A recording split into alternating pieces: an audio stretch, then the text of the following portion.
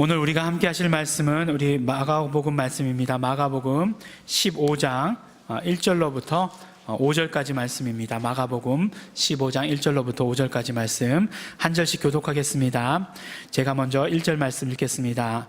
새벽에 대제사장들이 즉시 장로들과 서기관들 곧 온 공회로 더불어 의논하고 예수를 결박하여 끌고 가서 빌라도에게 넘겨주니 빌라도가 묻되 내가 유대인의 왕이냐? 예수께서 대답하되 가라사대 내 말이 옳도다 하시매 대제사장들이 여러 가지로 고소하는지라. 빌라도가 또 물어 가로되 아무 대답도 없느냐? 저희가 얼마나 많은 것으로 너희를 고소하는가 보라 하되 함께 봉독하시겠습니다. 예수께서 다시 아무 말씀도 대답지 아니하시니 빌라도가 기이 여기더라. 아멘. 우리가 마가복음을 가지고 말씀을 우리 함께 나누기 시작한 지가 벌써 1년이 다 되어 갑니다. 마가복음은 복음서 중에서 가장 짧은 복음서입니다. 몇 장이죠? 16장, 16장까지 있죠. 성경 퀴즈 대회 좀 해야 되겠어요. 물론 16장까지 있기 때문에 짧아서 이해하기 어려운 부분들도 있지만, 그러나 짧기 때문에 오히려 더 말씀이 파워 있고 또 능력 있는 그런 경우도 있는 것을 보았습니다. 지난주에 우리가 나누셨던 말씀, 바로 예수님께서 겟세마네 동산에서 기도하셨던 말씀을 우리가 함께 나누었습니다. 이제 마가복음은 오늘을 포함해서 3주 동안만 더 말씀을 함께 나누려고 합니다. 오늘은 이제 예수님께서 붙잡히시고 신문 받으시고 고난 받으신 것, 그것을 가지고 말씀을 함께 나누고, 그렇다면 다음 주는 무엇이겠습니까? 다음 주는 예수님의 십자가겠죠. 예수님의 십자가. 그리고 그 다음 주에는 바로 예수님의 부활하심과 승천에 대해서 말씀을 함께 나누려고 합니다. 그러면 마가복음이 딱 1년 만에 말씀을 마쳐지게 됩니다. 작년 8월 16일에 말씀을 시작해서 올해 8월 14일 같은 주에 이렇게 딱 이렇게 말씀을 마치게 됩니다. 이렇게 맞추려고 해도 잘 맞춰지지 않을 것 같아요. 근데 이렇게 딱 맞춰져서 너무나 감사합니다. 그리고 또 생각해 보니까 마가복음 같이 짧은 복음서를 1년이나 말씀을 들었다는 걸 생각해 보니까, 그럼 도대체 마태복음을 하면 몇 년을 해야 되는가, 이런 생각도 들기도 했습니다. 어쨌든지 간에 이제 끝이 다 돼가요. 그러니까 그 말씀의 한 시리즈의 끝이 돼가니까 여러 가지 섭섭한 마음이 들기 시작하는 거예요. 이 마가복음을 놓기 싫은 그런 마음 있잖아요. 남자들은 군대 가는 거 제일 싫어하죠. 군대 가는 거 싫어합니다. 그래서 처음에는 굉장히 힘들어하고 고통하지만 나중에 말년되어서 나오려고 하면 나가기가 싫은 거예요. 나가면 또 뭘 해먹고 살아야 되나, 이런 생각을 하다 보면 나가기가 싫은 거죠.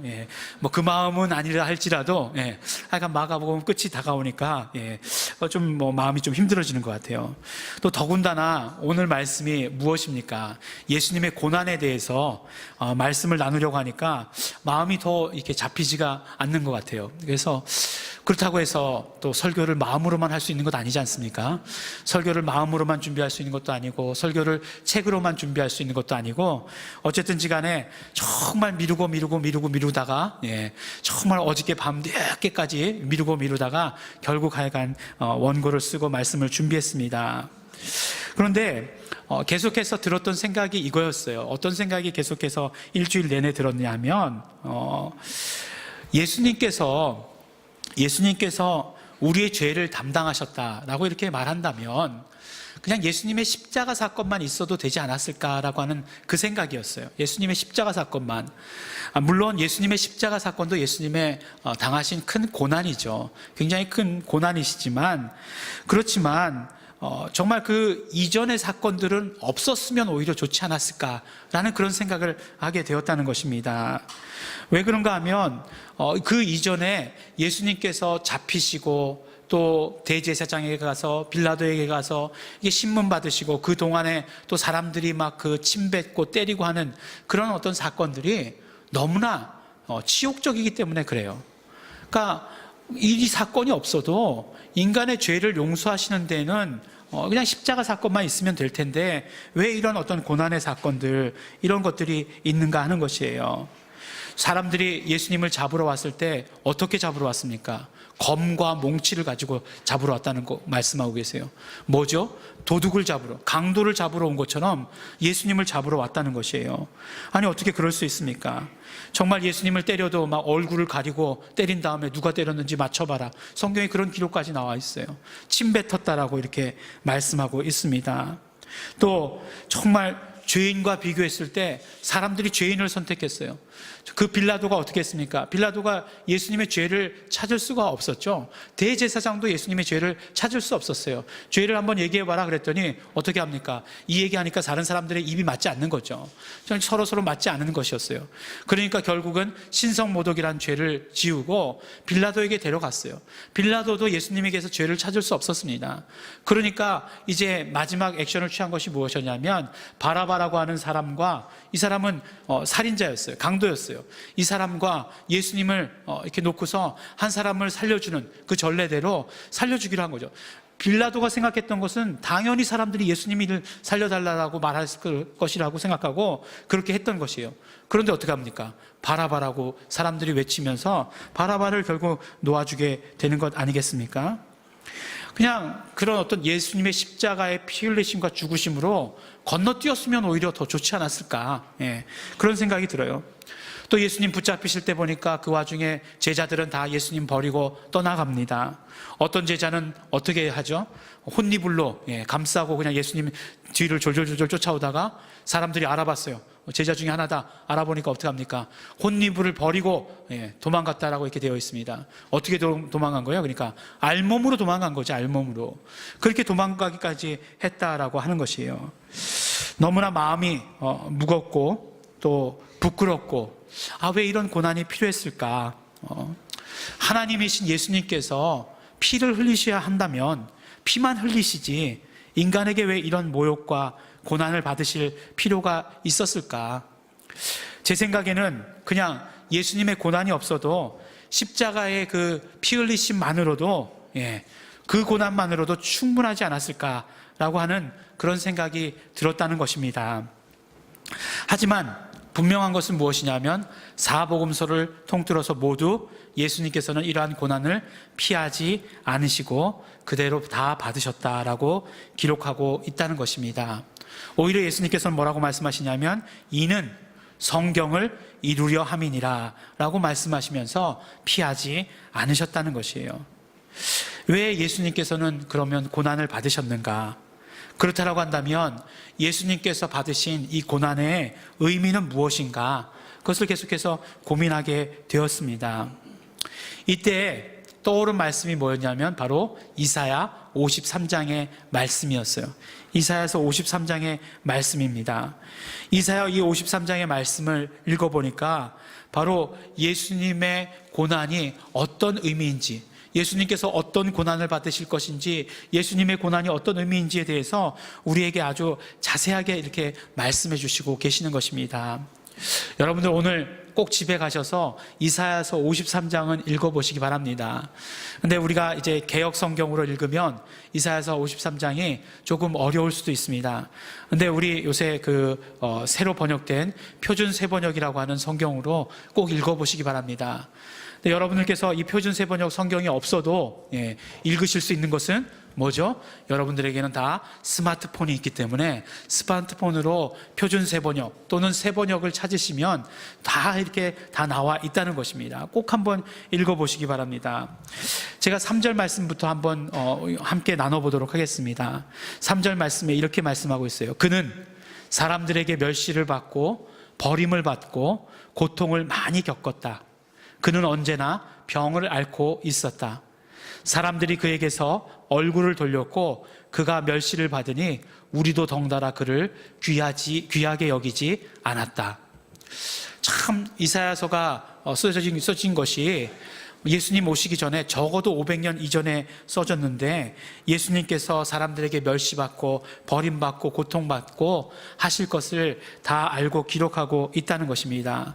그리고 이것은 바로 예수님께서 붙들리실 때, 예수님께서 붙들리시고 또 예수님께서 신문 받으시고 고난 받으시는 그런 모든 상황을 다 그대로 이렇게 기록하고 있다는 것입니다. 그 다음에 4절 말씀을 보니까 이렇게 말씀하고 있어요. 그는 실로 우리가 받아야 할 고통을 대신 받고 우리가 겪어야 할 슬픔을 대신 겪었다. 그러나 우리는 그가 징벌을 받아서 하나님에게 맞으며 고난을 받는다고 생각하였다. 계속해서 5절 말씀 이렇게 말씀합니다. 그러나 그가 찔린 것은 우리의 허물 때문이고 그가 상처를 받은 것은 우리의 악함 때문이다. 그가 징계를 받음으로써 우리가 평화를 누리고 그가 매를 맞음으로써 우리의 병이 나았다. 그는 누굽니까? 그는 예수님이시죠. 예수님의 찔린 것은 우리의 허물 때문이라는 것이에요.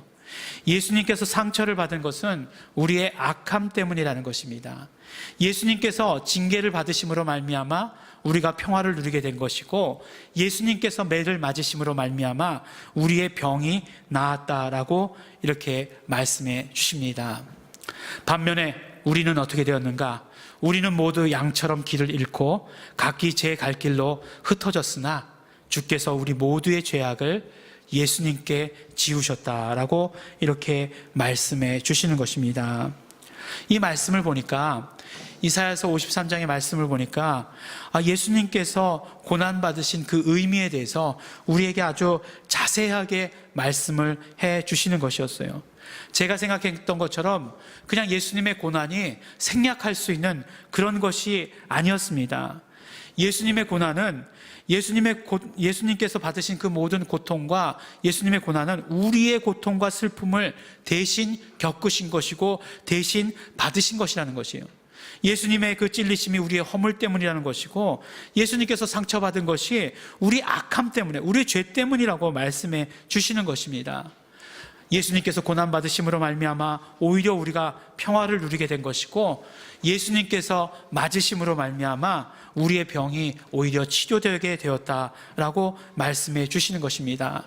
이것이 바로 예수님이 고난받으신 이유가 되는 것이고 예수님의 고난의 의미가 되는 것이다 라고 말씀해 주시는 것입니다. 한마디로 이야기하면 예수님의 고난은 철저히 우리를 위한 것이었다라고 이렇게 이사야서 53장에는 우리에게 말씀해 주시는 것입니다. 죄 때문에 인간에게 찾아온 고통, 죄 때문에 인간에게 찾아온 그런 모든 허물들, 악함들, 전쟁, 그리고 온갖 질병들, 그러니까 죄의 영향 가운데 있는 그 모든 것들을 예수님께서는 고통당하심으로 말미암아 대신 짊어주셨다라고 이렇게 말씀해 주시는 것이에요. 그것이 바로 예수님의 고난이고 예수님의 고난의 의미라는 것입니다. 죄만 쏙 빼낼 수가 없었다는 것이에요. 인간이 범죄하자 그 죄가 인간에게 가만히 박혀 있는 것이 아니라 계속해서 여러 가지 독소들을 뿜어내고 있었다는 것이에요. 마치 병균이 우리 몸에 침투하면은 그냥 침투한 그대로 있는 것이 아니라 거기서 막 독소를 뿜어내가지고 우리 인간의 몸을 망가뜨리는 것처럼 죄가 우리에게 침투했는데 그 죄가 침투해서 그대로 가만히 있었던 것이 아니라 거기서 더러운 것들을 내뿜어내므로 말미암아 그 영향으로 인간이 정말 상하게 되고 정말 병들게 되었다라고 고통할 수밖에 없었다라고 말씀해주고 계시는 것이에요. 인간은 평화로울 수 없었습니다. 인간은 정말 온갖 질병에 시달릴 수밖에 없었던 것이에요. 그래서 어떻게 됩니까? 서로 상처 주고 상처받게 될 수밖에 없던 것이고 이 모든 것들이 결국은 죄가 가져다 준 영향력이었다라고 하는 것이에요. 그렇기 때문에 사실 우리는 죄를 우습게 여겨서는 안 됩니다. 거짓말하는 것, 사람들을 이렇게 요새 보니까 막 거짓말 해가지고 아니면 말고 이런 식으로 얘기하는 것들 많은 텐데 그래서는 절대로 안 됩니다. 이 죄가 그 죄로 끝나는 것이 아니라 그 죄의 영향력이라는 것을 우습게 보면 안 된다는 거예요. 그 죄의 영향력들이 우리의 모든 삶들을 파괴할 수 있습니다. 우리를 병들게 만든다라고 하는 것이에요. 죄 자체가 우리를 죽게 만드는 그런 것이지만 또한 그 죄의 영향력도 우리의 삶을 병들게 한다는 사실을 우리는 알아야 합니다. 그 죄의 영향력 때문에 우리의 삶이 파괴되고 삶이 의미를 잃게 만들고 고통 가운데 살게 되는 것이라고 우리에게 말씀해 주시는 것입니다. 그런데 예수님께서는 이 모든 것들을 다 알고 계셨어요. 예수님께서는 다 알고 계셨기 때문에 고통받으신 것입니다. 그 고통받으심으로 말미암아 우리가 가지고 있던 죄뿐만 아니라 그 죄의 모든 영향력까지도 다 해결해 주신 것을 오늘 말씀을 통해 알게 됩니다. 그래서 오늘 이사야서 53장 말씀처럼 그는 털 깎는 사람 앞에서 잠잠한 양처럼 그렇게 그 고난을 가만히 당하고 계셨다라고 이렇게 말씀해 주고 계시는 것입니다. 이것이 예수님의 고난의 의미예요. 예수님의 고난은 철저히 우리를 위한 것이었고 그 죄의 영향력을 없애주시려고 하시는 예수님의 그것이 노력이었다는 것을 알게 되는 것입니다. 또한 예수님의 고난이 다른 게 또 한 가지가 있어요. 예수님의 고난이 일반적으로 생각하는 그런 고난과 다른 것이 한 가지가 있습니다. 우리가 흔히 고난을 이야기할 때 고난은 받는다라고 이렇게 이야기를 해요. 왜냐하면 왜 그렇게 말하냐면 고난이라고 하는 것이 그 주체가 내가 아니라 다른 사람 혹은 환경이 되기 때문에 그렇게 이야기를 합니다. 우리가 누구든지 스스로 고난을 받으려고 하지는 않아요. 그렇죠? 나는 고난이 좋습니다. 이렇게 얘기하면 조금 이상한 거죠. 스스로 고난의 주인이 되려고 하지는 않는다라고 하는 것이에요. 하지만 예수님의 고난은 달랐습니다. 무엇이냐면 바로 예수님 스스로 고난을 받으셨다라고 하는 거예요. 예수님의 고난의 모든 주체가 예수님이 되셨다는 것이에요. 그 고난의 주인공이 예수님이시라는 이야기입니다. 사람들은 예수님께 대제사장들이 예수님을 잡아다가 고난을 주었다라고 생각하지만 그렇지 않아요. 예수님께서 대제사장들에게 잡혔을 때 대제사장들과 서기관들은 예수님의 제목이 무엇인지 밝혀내지 못했습니다. 찾지를 못했어요. 나중에 제일 만만한, 제일 민감한 신성모독이라고 하는 것으로 예수님의 죄를 뒤집어 씌운 것입니다. 조금 전에 말씀드렸던 대로 빌라도에게 고난을 받으사 이렇게 우리가 늘 그 사도신경 가운데 외우지만 그러나 빌라도가 예수님의 고난의 주체가 되지는 못했다라고 한다는 것이에요. 빌라도도 예수님의 죄가 무엇인지 알지 못했어요. 그래서 이 사람들은 이렇게 많이 너를 고발하고 있는데 뭔가 한마디라도 제발 해봐라 라고 오히려 예수님께 부탁하는 것이었습니다. 하지만 예수님께서는 잠잠하셨고 예수님은 그 고난을 당하셨다라고 한다는 거예요. 예수님께서 그 모든 고난의 주도권을 가지고 계셨다라고 하는 것입니다. 그래서 예수님께서 그 주도권을 가지고 계셨기 때문에 그 고난을 허락하신 거예요. 정말 그 모든 고난을 허락하셨습니다. 왜요? 조금 전에 말씀드렸던 대로 예수님의 고난에는 그런 의미들이 있었기 때문에 우리 인간의 모든 죄의 영향들을 다 자유롭게 하시는, 깨끗게 치료하시는 그런 의미가 있었기 때문에 예수님께서는 그런 고난들을 다 허락하셨다라고 한다는 것이에요.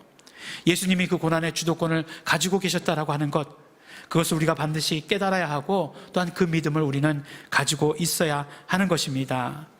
예수님은 예수님의 고난의 의미가 무엇인지 너무나 잘 알고 있었기 때문에 그 주도권을 가지고 계셨기 때문에 그 고난을 피하지 않으셨고 그 고난을 온전히 다 감당하고 계셨습니다. 인간의 죄 때문에 그 죄에 문든 인간의 그런 어떤 그 약함이 무엇인지 너무나 잘 알고 계셨기 때문에 정말 그것을 피하지 않고 하나님의 뜻을 따라서 예수님께서는 의지를 가지시고 그 고난의 길을 걸어가신 것입니다. 고난이라고 하는 것은요, 누구에게나 다 힘든 거죠. 그렇습니다. 고난은 당하는 것도 힘들고 바라보는 것만으로도 충분히 힘이 들어요. 누군가 내가 사랑하는 사람이 고난당하는 것을 보는 것 자체도 너무나 힘이 듭니다. 그렇지만 또 우리의 인생 가운데 고난이 없는 삶은 또 없어요. 누구나 다 고난을 받게 됩니다. 고난을 만나게 됩니다.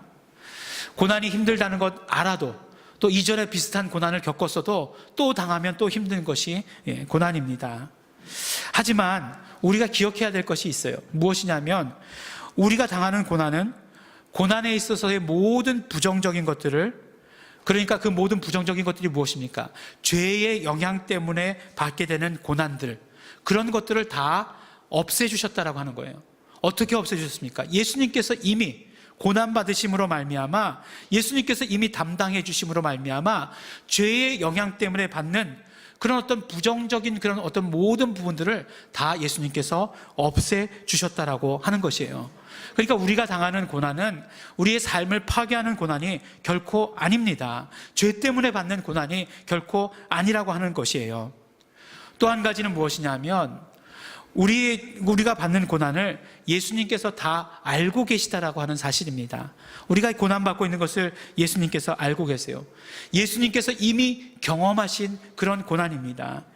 히브리서 4장에 보면 뭐라고 말씀하고 계시냐면 예수님께서는 우리의 모든 고난을, 우리의 모든 고통에 대한 경험이 있으시다, 모든 인생에 대한 경험이 있으시다라고 말씀을 하세요. 다만 죄가 없으실 뿐이다 라고 이렇게 말씀을 해주고 계시는 것입니다.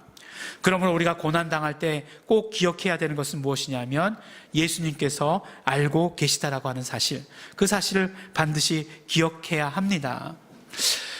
우리가 고난당할 때 가장 힘든 것 중에 하나, 견디기 가장 힘든 것 중에 하나가 무엇이냐면 외로움입니다. 이상하게 평소에는 내 주위에 사람이 많다가도 내가 고난을 당할 때 보면 주위에 아무도 없는 것 같아요. 주위에 아무도 없습니다, 실제로. 예수님 주변에는 알몸으로까지 그렇게 도망갈 정도로 사람이 다 도망가고 없었던 것이에요. 가장 힘든 것 중에 하나가 외로움이에요, 외로움. 하지만 고난 가운데 우리가 외롭지 않습니다. 왜 외롭지 않은가 하면 예수님께서 알고 계시고 또한 예수님께서 함께 하고 계시기 때문에 그렇습니다. 뭐 이렇게 인터넷에 이렇게 돌아다니는 글 중에 이제 그런 글들이 있어요. 뭐 인생을 걸어가는데 발자국이 이렇게 4개가 있는 거죠. 4개가 있는데 이 사람이 어려울 때를 만나니까 발자국이 2개만 있는 거예요. 한 발자국은 누구죠? 예수님 발자국. 그리고 다른 한 발자국은 이제 4발자국이 되는 거죠. 그래서 이 사람이 이제 예수님께 막 따지는 겁니다. 아니, 예수님, 평소에는 그렇게 다 같이 동행을 하시다가 내가 어려울 때 나를 두고 어디 가셨습니까? 이제 막 물어보는 거죠. 그러니까 예수님께서 뭐라고 답하십니까? 그 발자국을 잘 봐라, 누구 발자국인지. 그렇게 얘기하시는 거죠.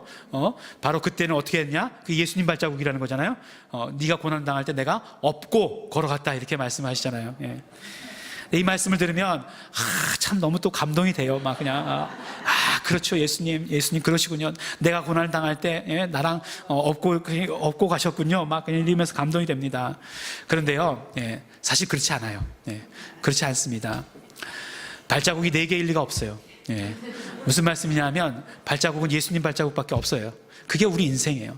우리는 예수님 안에 들어가 있는 존재예요. 우리가 평소에 걸어올 때나 우리가 고난당할 때나 예수님께서는 언제나 우리와 함께 하시는 거예요. 우리가 예수님 안에 들어가 있는 것이에요. 우리 발자국이 있을 리가 없습니다.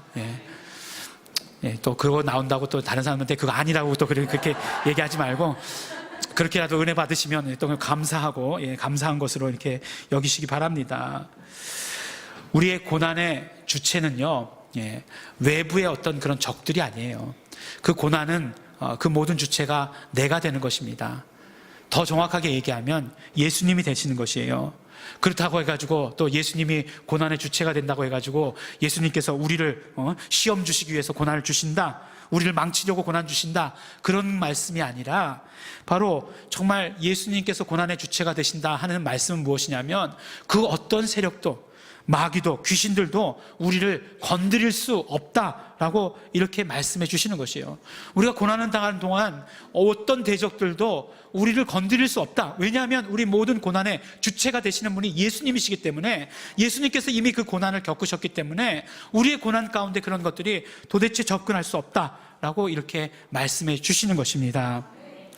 그러므로 이제는 고난이 닥쳐오면 불안해하거나 또 하나님께 하소연하거나 또 더 나아가서 원망하고 그런 모습들 이제 버리시기 바랍니다. 알아요. 뭐 뻔히 압니다. 하나님께 뭐 고난 당할 때 보면 벌써 하나님을 이렇게 바라보는 눈이 째려봐요. 이렇게 막 째려보고, 내가 지금 하나님께 삐졌습니다. 어떻게 나에게 이런 고난을 주실 수가 있습니까? 막 그냥 그러는 모습들 너무나 잘 압니다. 하지만 우리가 정말 똑바로 그 현상을 바라보고 우리 고난의 어떤 실체들을 바라보고 그것을 가지고 오히려 우리가 감사할 수 있어야 됩니다. 고난을 당할 때 그렇게 대부분 이야기하죠. 네가 지금 내가 당하고 있는 고난을 몰라서 그런다. 네가 지금 가난이 뭔지 알아? 네가 배고픔이 뭔지 알아? 경험해봤어? 네가 뭐 아픈 게 뭔지 알아? 슬픔이 뭔지 알아? 이제 더 이상 이렇게 물어보지 마시기 바랍니다. 사람들은 모든 경험을 다 갖고 있지 못합니다. 자기가 가지고 있는 경험만이 특별합니다. 하지만 예수님께서는 그렇지 않습니다. 예수님은 인간의 모든 경험을 다 가지고 계시고 그 예수님께서 우리와 지금 함께하고 계시다라고 하는 사실입니다. 정말로 제가 생각하는 그런 마음으로, 너무나 인간적인 마음으로, 믿음이 아닌 정말 감정으로 바라볼 때에는 예수님의 고난이 꼭 있어야 되는가, 뭐 정의감도 아니었지만 그런 생각이 들었었습니다.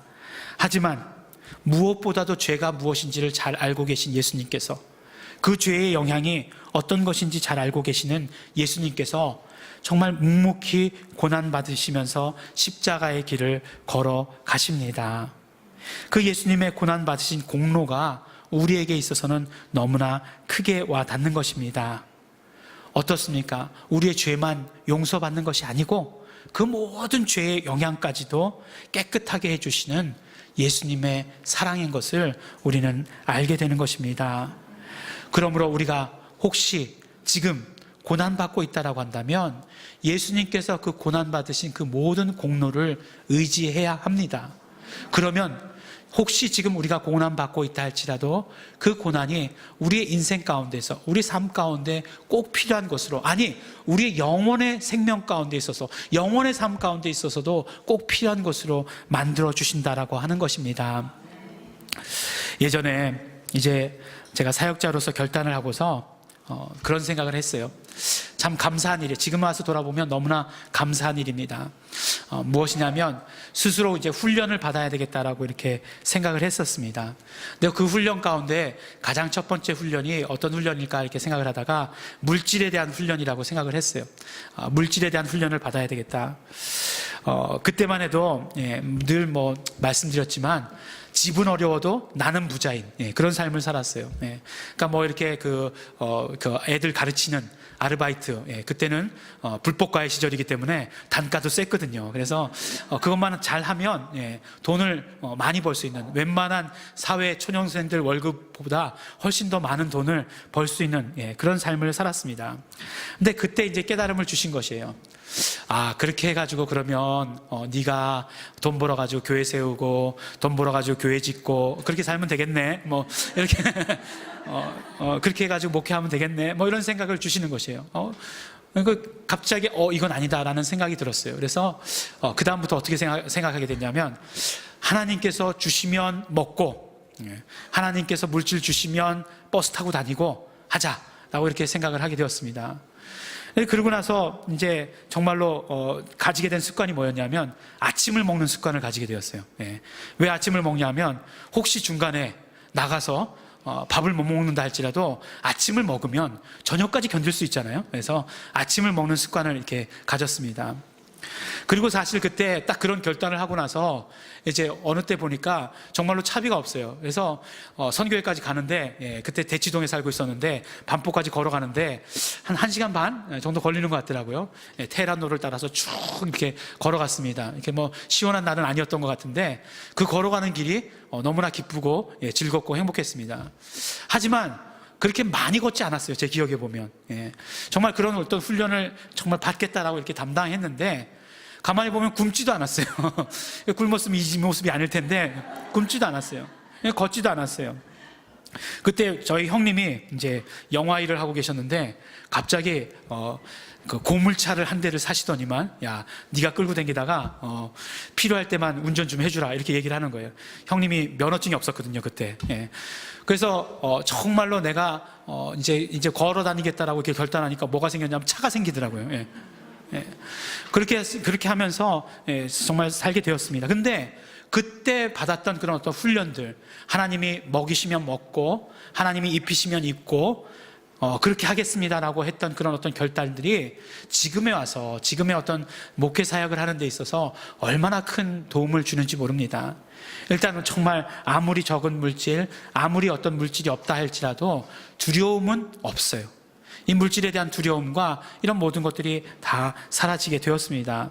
물론 그때 딱 한 번 물질에 대한 훈련을 받았느냐? 그렇진 않더라고요. 그렇진 않아요. 정말 또 결혼하고 나니까 또 다른 세계의 물질에 대한 훈련을 받고 또 고난도 경험했습니다. 하지만 그 고난이 정말 어떤 세상의 것들이, 나에게 대적들이 공격해서 주는 고난이 아니고 내가 스스로 선택한 고난이고 내가 주도권을 가지고 있는 그런 어떤 고난이라고 생각하니까 그것이 얼마나 나에게 힘이 되고 또 그때 받았던 그런 어떤 고난의 훈련들이 결과적으로 나의 어떤 그런 평생의 사역 가운데 정말 큰 힘이 된다라고 하는 것을 늘 경험하고 산다는 것입니다. 예수님께서 당하신 그 고난, 우리는 그 예수님께서 당하신 고난의 그 공로를 가지고 사는 사람들입니다. 우리의 고난 가운데는 어떤 나쁜 것들도 있을 수가 없어요. 우리가 받는 고난은 마치 우리가 운동을 해서 힘들지만 그 운동이 우리를 건강하게 만들어주는 것처럼 그렇게 우리의 삶을 풍요롭게 만들어준다는 것입니다. 사랑하는 우리 예일중앙교회 성도 여러분, 예수님께서 고난의 길을 걸어가셨습니다.